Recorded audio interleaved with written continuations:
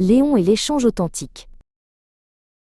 Léon, un jeune cadre dynamique, voulait réussir. Plus que tout. Pour y arriver, il pensait devoir être l'employé le plus serviable. Il disait oui à toutes les requêtes, restait tard, et offrait son aide avant qu'on ne la demande. Léon souriait à tous, mais son regard était celui de l'épuisement. Ce matin, Léon a passé la nuit à refaire la présentation de son collègue, Marc, juste parce que celui-ci avait l'air stressé. « Tiens, c'est prêt !» dit Léon, avec un ton faussement léger. Marc a pris le fichier, a dit un merci rapide, puis est allé le présenter à la direction. Léon attendait un grand éloge ou une mention en réunion, mais rien n'est venu. Léon s'est assis seul à son bureau. Il a soupiré. « Pourquoi est-ce que personne ne reconnaît mes efforts ? Je suis le plus dévoué !» murmura-t-il. Il se sentait invisible et au bord du burn-out. C'est à ce moment que Clara, une responsable avec une aura de calme, s'est approchée de lui. « Bonjour Léon. J'ai vu ce que tu as fait pour Marc. C'était généreux.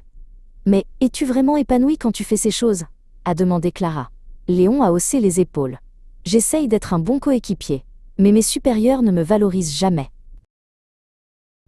Clara a pris une petite plante succulente sur la table.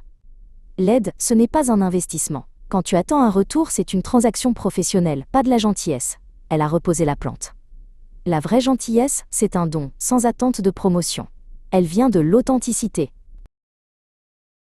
Et l'intégrité personnelle, Léon, a continué Clara. Si tu te surmènes ou t'oublies pour plaire, tu ne respectes pas tes propres limites. L'authenticité commence avec toi. Tu dois être vrai, fixer tes limites avec bienveillance. Respecter les autres, c'est aussi les considérer sincèrement, a dit Clara. Ne fais pas juste un acte de service. Écoute leurs besoins réels, offre ce que tu peux, sans te sacrifier. Et surtout, sois toi-même. C'est ça, le vrai respect mutuel. Le lendemain, lors d'une réunion, la nouvelle recrue, Sophie, a exprimé une inquiétude sur une tâche. Au lieu de proposer immédiatement de la faire à sa place, Léon s'est tourné vers elle. « Comment puis-je te soutenir sur ce point ? Qu'est-ce qui t'inquiète vraiment ?» a-t-il demandé, en l'écoutant vraiment.